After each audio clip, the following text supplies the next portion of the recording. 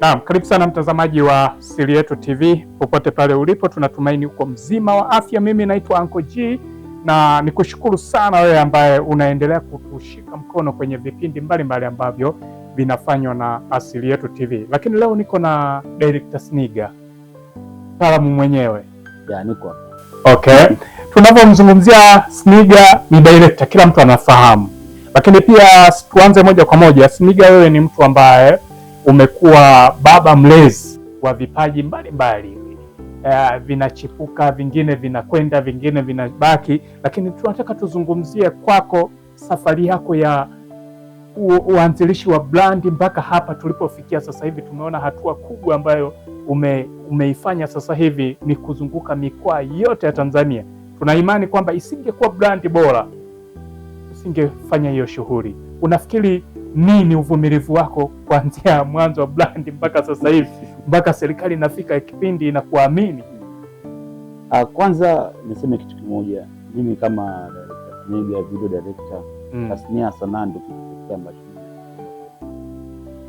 sanaa mimi nimeanza kuifanya muda mrefu, tokea zamani sana. Naona moyo hata kuwasaidia watu wengine, kuwapambania watu wengine ili waweze kufikia level fulani.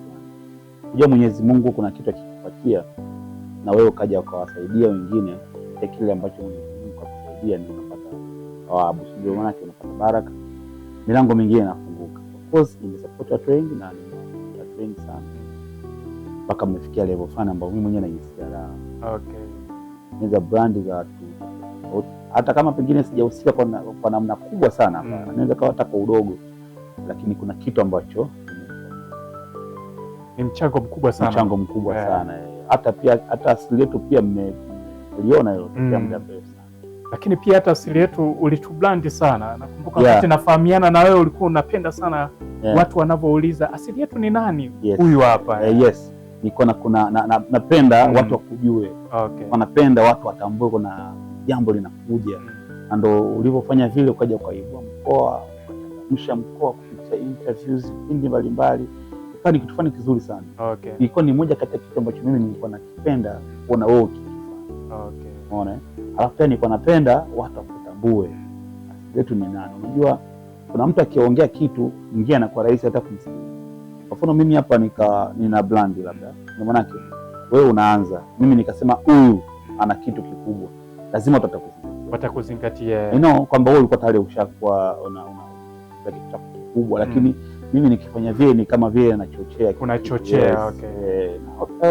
Of course Siri Yetu ndio media pekee ambayo huku endaza juu kusini inafanya poa zaidi. Okay. Inafanya poa. Nashukuru sana kwa hiyo. Okay. Tunataka tujue, Sniga, tunakufahamu. Mimi nimeanza kukufuatilia kabla sijaja Njombe. Kipindi hicho tunashuti filamu kule Igwachanya, zile za ngumi zile. Uongo ulikuwa mwingi sana. Lakini watu wenda wanavyokutazama leo kama director Sniga wanahisi labda umeanza juzi tu baada ya kufungua ofisi. Unatumia mbinu ipi kulinda brand yako? Yaani ukizungumzia brand yangu mimi bwana, ndugu yangu, kwanza nimetoka mbali, nimepitia changamoto nyingi sana. Kwa maana unakuta hata kazi ambazo nilikuwa nafanya zamani sasa hizi ukiziangalia ni kama kichekesho. Yaani kazi fulani mtu kiangalia anasema hivi alikuwa huko serious unafanya zile movie zile za Igwachanya. Tulikuwa tuko serious kwa sababu ya hali ya vifaa. Tulikuwa tuna vifaa, na accessories bora ambazo tunaweza kufanya project kubwa. Kwa tunafanya kwa kujitesa, lakini tulikuwa tunapambania ndoto za watu. Okay. Zilikuwa filamu ambazo kwa kipindi hicho zilikuwa zina nafasi yake, lakini ukiangalia filamu sasa hizi huwezi bosi unamkuta Paulo ndo bosi. Ilikuwa ni hatari sana. Nashukuru sana, lakini nashukuru pia kwa sababu tunapokuwa tunaishi kila mtu anakuwa na ndoto. Wewe ulikuwa unaona kabisa huyu amefanya filamu hii na mapungufu, mtu mwingine alikuwa hawezi kuelewa, lakini yale mapungufu kwa najua sasa huyu mapungufu haya sio yeye, amekosa uwekezaji. Angepata mtu ambaye angeweza kuwekeza, huyu mtu angefanya bora zaidi kuliko hicho alichofanya. Kwa hiyo nashukuru sana kuona watu wanakuwa mimi mwenyewe nabadilika, nafanya vitu kuna vinaenda. Okay.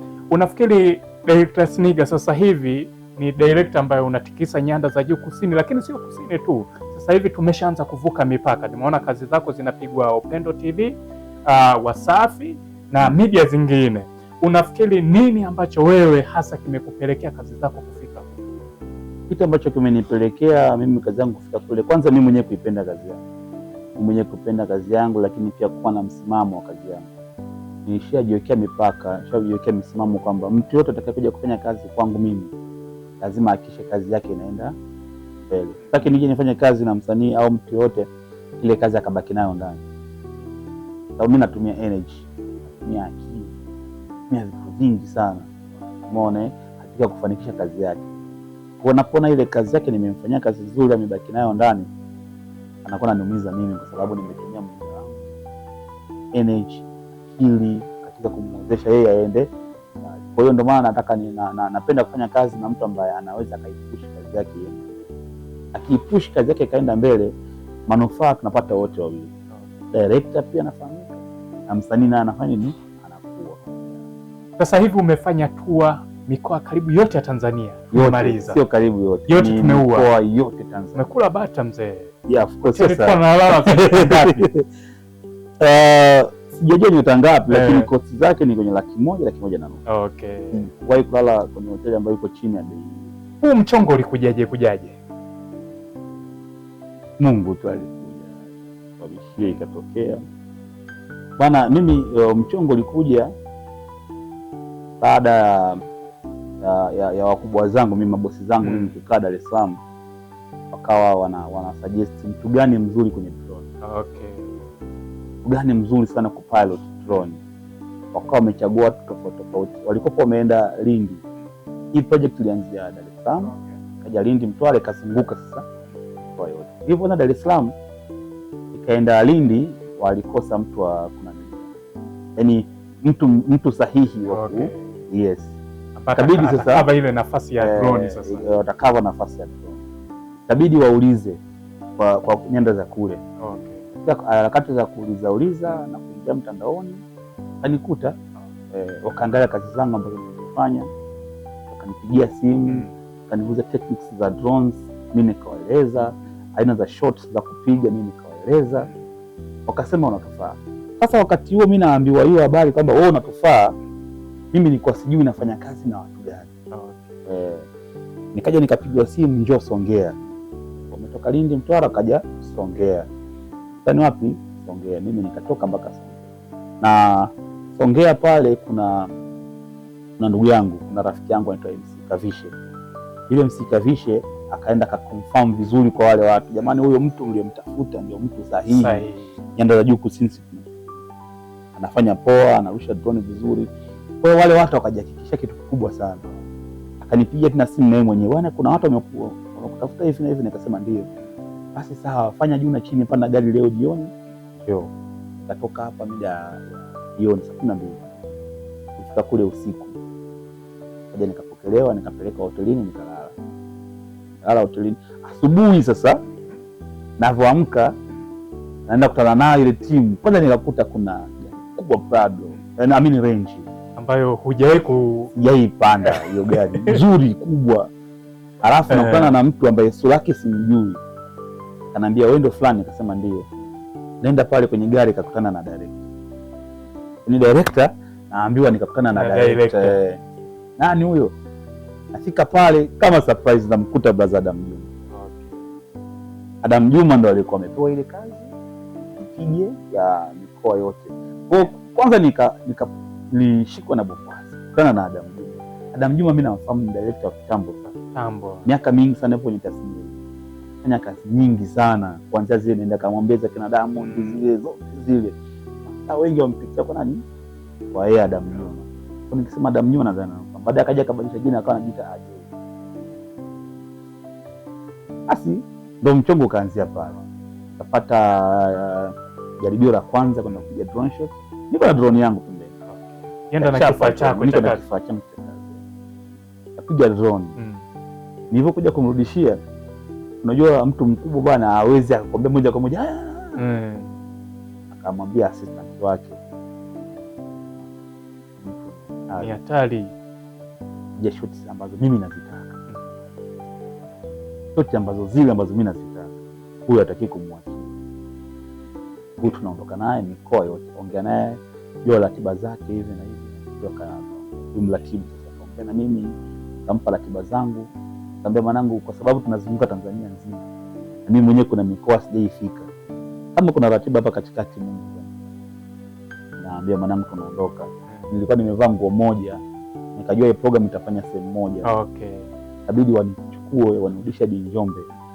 Nikachukua nguo hapa, ndio tukaanza sasa safari ya kwenda Mbeya, Songwe, wapi huko, tukaingia mpaka tukazunguka Tanzania nzima.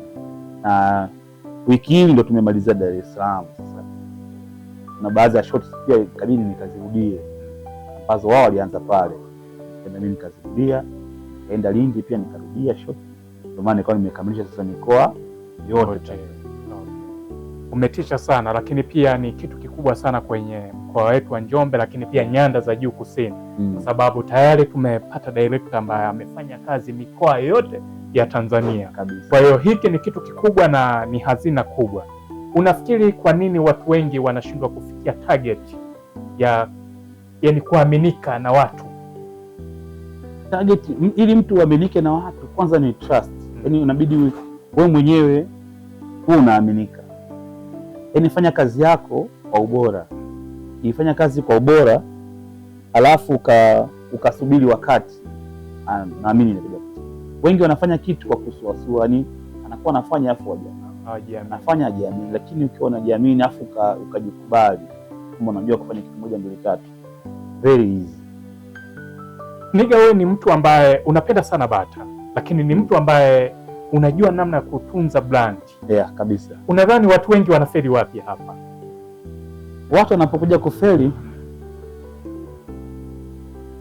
kwenye misimamo tu ya utunzaji brand zao. Mimi hapo huwezi amini, naweza nikawa sina hata 100. Lakini ukiniangalia unajua jamaa ana hela. Naweza nikawa niko tu, yani sina hata sigara, lakini mwanangu najitutumua. Mtu ukiniangalia unasema huyu jamaa hela ipo, ana maisha. Hivi kwa haraka haraka mtu ukiniangalia anajua kabisa huyu jamaa ana majumba, ana usafiri.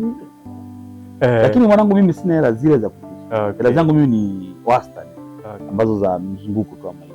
Kula, kuvaa vizuri, huduma zile za msingi zote zinafanya nini. Lakini kusema kwamba nina milioni ya pesa hiyo kitu hapo. Ninajiheshimu tu, najipenda. Kuna watu wana brandi, lakini mwisho wa siku ile brandi inakuwa sasa sijui brandina, sijui inakuwa ni nini. Yani unajua kuna mtu, mimi nakumbuka niliwahi kuingia ofisi fulani wakati tunafanya usajili wa content creator. Nimeingia kule kwenda kusajili. Sasa kuna afisa habari mmoja pale akanambia, nyinyi kila siku huwa mnasema asili yetu, hamjui asili yetu ndio huyu. Watu asili yetu ndio huyu. Unafanya vizuri sana. Nikajiuliza kwa nini? Sasa tunataka tufahamu kutoka kwako, kwa sababu nikiongea mimi asili yetu labda anajifagilia. Kwa ili sasa ile brandi iweze kuwa barozi mzuri sehemu yoyote ile. Mfano Sniga, na imani hapa mjini Sniga ukienda sehemu yote unaweza ukala chakula kaondoka, mtu anajua kabisa huyu. Lakini kuna mtu akienda hapo mahali, polisi itabidi waanze kazi majukumu. Kwako tunataka tupate elimu hapo. Jitihada. Kitu kikubwa sana ni jitihada na kujitambua. Ukishakuwa na jitihada afu ukajitambua afu ukatambua nini unafanya, I mean kwamba kwenye upande wa wajibu wako ni brand yako lazima iwe. Kwa mfano wewe ulikuwa na jitihada za kufanya kitu fulani, lakini pia ulikuwa na jitihada za kutafuta jina lifanye nini? Ikue. Kuna kipindi ulifanya kazi za bure. Kuna kipindi umetoa nauli zako. Maanake umetoa nauli yako, umetoa gharama zako, umepambana kwa kila hali. Lakini ulichokuwa nakitaka wewe heshima. Jitihada hizo. Kwa hiyo ulichokuwa nakifanya wewe sio kidogo. Umeona? Mtu yoyote ukionyesha jitihada kwenye kile ambacho unakifanya lazima uje kwa bora. Mimi kuna kipindi mimi nilishafanyaga video F6. F5. Miaka zamani sana. Tukaitwaga kwenye kikao wasanii wote. Kutoka kwenye tamasha la Apprence. Mimi nilikuwa Radio Njombe. Kuna jamaa kaja kalalamika. Alipokuja kwangu mimi kwenye video, ongeza 2,000 au 7,000. Hii kitu nishakwambiaga kama siku. Yes, anaitwa Mahela na Kaisari naye alikuwepo. Akasema wote na Kaisari, bwana vipi?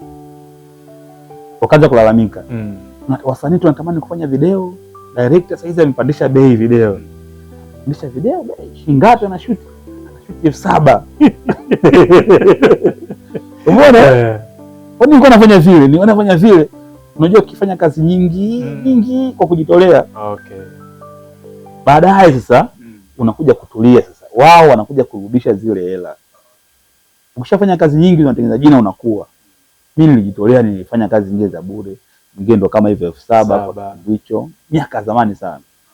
Licha kwamba nilikuwa natumia vifaa vya local hizi digital cameras. Mtu akinipa 7,000 mimi nalizika. Sababu ni kazi ambayo mimi nilikuwa naipenda. Kwa nilikuwa nafanya muda mwingine for fun. Sasa isiwe for fun tu, wala hata nipata hata ya soda. Unajua mtu akinipa 5,000 nafanya. Lakini kumbe mimi kipindi kile nilikuwa nafanya zile kazi, nilikuwa naendelea kufanya nini? Kujitengeneza, kujifua zaidi. Lakini baadaye sasa ndio nikaja nikafanya kazi kubwa. Wale sasa wanakuja kurudisha hela zangu. Anaweza kawa sio wale, wanaweza kawa watu wengine. Wanakuja kufanya nini? Kurudisha pesa. Ndio pale sasa mtu anakuja kuona una mafanikio. Okay. Anaanza kusema huyu mtu mimi namjua mafanikio. Kuna lakini mtu akiona na hii hata afikiri michakato ile. Afikiri michakato kwamba ulianzaje, ilikuwaje, ila anatazama pale ulipoanzia, ulipoanza kufanikiwa. Lakini kumbe mwanangu umeanza mbali. Wewe pia ulikuwa mcheza movie. Ndio maana na nimeshaona background zako nyingi, some pictures nimeziona za kwako wewe. Umeona? Sidhani kama ulikuwa unalipwa. Bro, acha. Umeona? Nimeona interview nyingi sana umefanya na watu tofauti. Sidhani kama ulikuwa unalipwa. Ni free. Unafanya free, lakini ona sasa faida ya saizi jina lako lilivyokuwa kubwa. Umeona? Kwa ukienda kupata posho, ukafanya vitu vikubwa, lakini pia unakuwa na watu ambao wanasema huyu mtu haiwezekani. Lakini kumbe umeanza kutengeneza brand yako zamani. Kikubwa jitihada na kuheshimu kile ambacho unakifanya, brand inazidi kuwa bora. Sniga, sasa hivi wewe ni mtu wa tofauti, wa pekee, si yule wa zamani. Yes, na nataka kumaanisha nini? Kuna watu fulani wakati natoka mimi Mbalali kuja Njombe, yes, walikuwa wananiona ni wa kawaida, ila sasa hivi wengi wanasema hapana bwana, wewe bwana hatuwezi kufanya kazi na wewe. Kwa sababu gani jamani? Hatuwezi kukulipa. Yes. Kwako Sniga, sasa hivi ni mtu wa aina gani? Bado tuna support vipaji, tukija na shilingi 10,000, 7,000 tunaondoka, au sasa hivi tuna misingi, tunataka sasa ule muda ambao tulipoteza sasa tufidie gap? Hizi ni mimi muda wa kula mafao, muda wa wao kunilipa. Zingatia mafao. Watu hizi kazi yao wao kunilipa. Kwa maana zamani mtu anataka ili akuamini, kwa mfano unakushuti kwaya. Ili mtu akuamini inabidi ukashuti wimbo moja. Waone, alafu afanye ni wakupe kazi nzima. Hizi hicho kitu hakipo. Mimi ukinifuata, unataka kufanya kazi na mimi, na kuwa na 100% kwamba umeshaona kazi zangu za. Wewe usitaki yale maelezo. Njoo, umenikubali unataka kufanya kazi na mimi. Ndio. Kwa nini ujienda kwa mwingine mpaka umekuja kwa mimi? Umekuja kwangu mimi unaamini kwamba mimi ndio naweza kufanya kazi yako kawa bora. Basi unaenda kwenye business. Hizi bwana, mimi siwezi kufanya kazi kwa kujitolea. Siwezi kufanya kazi chini ya price ambazo mimi nimejiwekea, yani zile low budget zile. Hizi mimi niko professional. Hizi mimi ni mkubwa, nafanya vitu vikubwa. Kwa mimi naamini kwamba ukija kwangu mimi ukafanya kazi na mimi nitafanya kazi kwa ukubwa nilionao, kuhakikisha kazi iko bora. Zamani tulikuwa tunafanya kawaida kwa sababu tulikuwa tunajitafuta. Hizi tumejitafuta, tumejipata, tunaelewa nini cha kufanya, kazi nzuri iweje, watu gani sahihi wa kufanya nao kazi. Umeona? Tunajua mtu ukija na maneno unajua hapa hakuna kazi. Mimi pia siwezi nikafunguka nikatumia muda, energy yangu, akili yangu kukufanyia kazi kubwa na kati umenipa kidogo. Ila ukinipa kikubwa, mimi pia nitatumia nguvu yangu, energy yangu, akili yangu kufanya kitu kikubwa. Kwa sasa hizi mimi niko kwenye upande wa hela. Sasa hivi pale ofisini tuko na manager. Tunapokuja tunyoshe kwako au tumalizane kwanza na manager? Na tukipita kwako au tunazingatia bwana issue anzia kule kwanza? Kuna baadhi ya vitu navipokea mimi moja kwa moja. lakini kuna vitu vingine mimi lazima nitakwambia onana na manager. Kwa mfano una kazi kubwa, nitakwambia onana na manager. Unataka kukodi vifaa, nitakwambia onana na nani? Manager. Unataka kukodi vifaa, na maana manager ndio anaelewa kifaa hiki kiko wapi, kifaa hiki kiko wapi na kina changamoto gani, na nakodisha shilingi ngapi, kwa muda gani, hivyo na ufuatiliaji pia. Mimi kazi yangu kuangalia tu kazi, mwenendo wa kazi ambao upo pale. Manager anafanyaje kazi zake, kila kitu kinaenda sawa, muona vile vitu. Lakini manager yangu ukitaka kufanya kubwa au kazi yote kubwa, kodi vifaa, lazima uonane na nani? Na kuna vitu ukinipigia mimi simu nikiona hichi kitu mimi kwa nini kimepitia kwangu, lazima nitakurudisha kwa nani? Kwa manager. Na ndio hivyo. Na kuna baadhi ya watu wameshakalili hicho kitu, kwamba nikitaka hiki na hiki nisimpigie moja kwa moja Sniga, nampigia simu manager. Ila kuna baadhi ya vitu vingine mimi navimaliza. Unadhani hii inachangia kuonekana Sniga ni mtu wa juu sana? Brand. Ndio hiyo brand sasa. Umeona? Ndio hiyo brand, kwa sababu kuna namna nyingine, mimi mtu akija kwangu mimi anataka kufanya kazi na mimi, nikishaona tu maneno yake anaongea, haya ni maneno ya kunishusha juu, kunipeleka chini tena kwa zamani, ndio mwanangu wewe ongea na huyu mtu. Akiongea na meneja yangu, mimi meneja yangu ana bei zake. Kama mwanangu, kwa hiyo kazi ni 1 2 3. Umeona? Ataogopa kupokea kazi ya bei ndogo, kwa sababu ofisi itafanya bana. Wewe mpokeaje kazi bei ndogo? Mimi najua mimi nafahamika na watu wengi sana, marafiki wengi pia. Sasa akaja kwangu mimi nikatumia urafiki wangu gawa vifaa kufanya nini bure tu, ni mwisho wa siku kumbe vile vitu vinaharibika, na kuna vingine muda wake unafanya nini, unaisha. Lakini vikija kuharibika au muda wake kaja kuisha, kaja kikapoteza, mimi mwenyewe nitakuja kupoteza. Umejifunza nini zile tour yako ambayo umeifanya au ziara ya mikoa yote ya Tanzania? Gani ambacho umejifunza huko kwenye mikoa? Sasa umerudi Njombe, ambao unatamani sasa hiyo mikoa yote unatamani hicho ulichojifunza wana nyanda za juu kusini Njombe waipokee. Maana sasa itakuwa interview ndefu. Vitu vingi sana ambavyo mimi kiufupi tu nimejifunza vitu vingi. Upande wa biashara, uwekezaji. Yaani nimejifunza vitu vingi. Nimekuja kugundua wenzetu nje ya Njombe wanajua kutumia fursa. Ila sisi hatujui bado. Yaani sisi bado. Kama kwa upande wa wasanii. Upande wa wasanii ndio hawajui kabisa kutumia fursa. Fursa zipo, wanaziharibu fursa. Siko naelewa. Fursa zipo ila wanaziharibu. Ila wao wenyewe wasanii ndio wanaziharibu. Nimeenda mikoa mingine nimeshuhudia kabisa fursa ndogo. Wasanii wanaiheshimu ile fursa. Na inawaingizia kipato. Halafu sasa hawatengenezi mazingira ya kuharibu zile fursa. Bali wanatengeneza mazingira ya kuikuza ile fursa, kwamba fursa nyingine nayo ije. Njombe tunaharibu sana fursa. Nimekuja kugundua hicho kitu hapa, kuna wafanya biashara ila tu ashindwa kuwatumia. Sisi tunaharibu zile fursa. Kuna viongozi wa serikali pia wanatutumia. Mbona ile ni fursa, lakini kuna muda mwingine sisi tunawaharibu wale viongozi. Hapo umeeleweka sana. Tumepiga story vya kutosha, interview imeenda sana. Sniga, wewe ni photographer lakini pia ni director. Mimi nataka, kuna wale mafotografa ambao wanaibukia, tudili na wale ambao wako na ofisi kabisa. Tuweke watu 5 ambao unaona kabisa hawa wakikaza kwenye brand wanaondoka.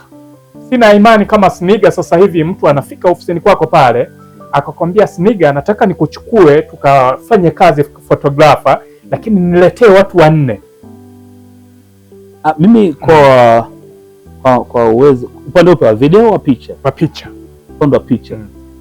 Uzuri wa kwenye wapiga picha wengi wa Njombe wamejigawa, kila mtu yuko amezidi upande wake, yaani wako wengi wako hiyo, tofauti na sisi wengine ambao sisi tuko kote purpose. Lakini wengi hapa Njombe wamejigawa. Nikisema nitaje ile nitatajaje, lakini kwa sababu umeniambia nitaje, tabii tu nitaje tu kulingana na kujigawa kwao. Unaona? naitoa ofisi yangu kwa sababu ofisi yangu inafanya kila kitu. Siwezi kuiweka ya mwisho. Ofisi yangu mimi namba moja kwa upigaji wa picha, unaona, ambapo na timu yangu mimi pale bana. Kwa upande mwingine ambao kwa photographer mwingine ambaye anafanya poa kwa upande wa picha anaitwa Cam, anafanya yule ni umeona sasa, yule ni mtaalamu wa outdoor pictures, umeona.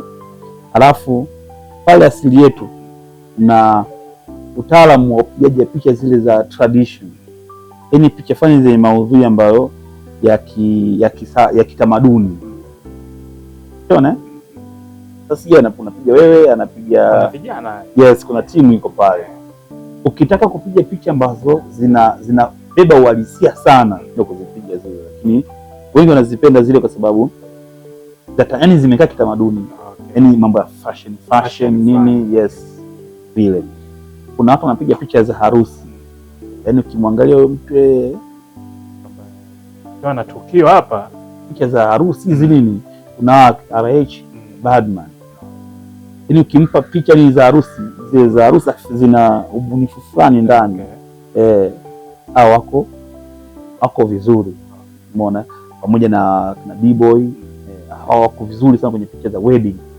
Umeona, tofauti na hizi photography zingine labda za fashion nini, lakini ukimpeleka kwenye upande wa wedding na kupiga picha ambayo kweli yani ukiangalia nasema yes, sijapoteza. Umeona hicho kitu tumegawanyika hivi, makundi. Okay, 2026 tutarajie nini kutoka kwako? Tuna surprise happy birthday kama tulivyozoea kila mwaka. Mimi na 26 kwanza tarehe 25 mwezi wa 6 naanza na tarehe yangu ya kuzaliwa. Tayari. Kama kawaida. No kiingilio. No kiingilio, no mchango. Okay. Ila utakula, kunywa, enjoy. Kisha sana. Hiyo ipo. Hiyo ipo. Lakini pia mwaka huu 2026 ndo mwaka wangu wa mwisho kujua nani nitakuwa na msupport kwenye event yake au tukio lake na nani nitakuwa simsupport. Hiyo naomba tuiache kwenye tuiweke kodi kwa nani nitakuwa na msupport, nani nitakuwa simsupport. Na siwezi kutaja nani mimi nitakuwa nasoma, tunajua huyu na msupport. Nitamsupport na kila mtu unajitihada. Wengi wanataka kujua kwa nini, lakini sisi tunaiwekea mabaya. Yes, kikubwa jitihada. Nikikusupport nikiona unaenda, ukija tena mimi nitakusupport tena na tena. Okay. Yaani nikikusupport nikiona umeuti na chini, au sahau. Nakuwa najua napoteza.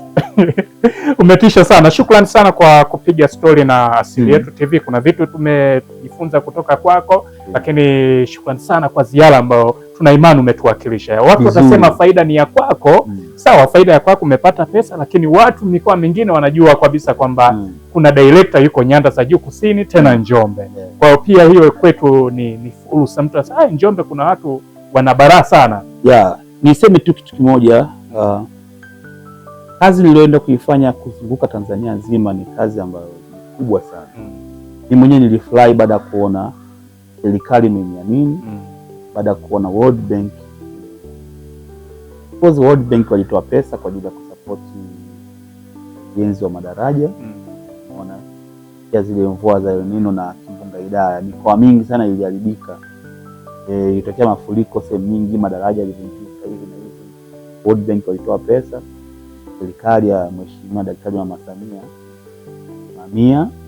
unaona, ujenzi wa madaraja mbalimbali mikoa yote Tanzania. Lakini pia serikali ikaja kutuamini sisi na kufanya documentary ya hayo madaraja mikoa yote Tanzania.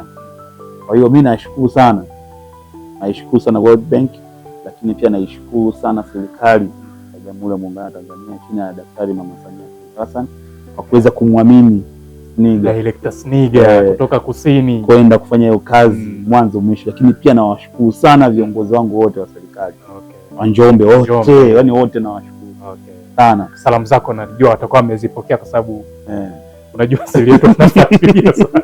Natamani siku sasa kupitia hizi jitihada ambazo tunazifanya kwa ajili ya serikali na kwa ajili ya watu pia kuja bunge Sigrada nipeleke hata bungeni tu. Nani hapo nitakuwa nimemaliza kila mheshimiwa, mmoja kati ya ndoto ambayo mheshimiwa akija akanitimizia mimi, akinitimizia mimi hiyo ametimizia watu wengi. Unajua akinitoa Director Smiga akampeleka bungeni, mimi natazamwa na watu wengi. Okay. Mimi pia ni role model wa watu wengi. Mimi nitamwakilisha vyema mheshimiwa mbunge wetu. Imeisha hiyo. Kuna muda natamani kusema tu ni mheshimiwa mbunge viti maalum, natamani kusema tu ni mbunge. Imekaa mbunge wa Tanzania, sio mbunge wa Njombe, mbunge wa Tanzania, kwa sababu kuna muda unamwona kabisa sio kama sio wa Njombe, yaani kila kona anaingia kote, yaani si mtu mwingine.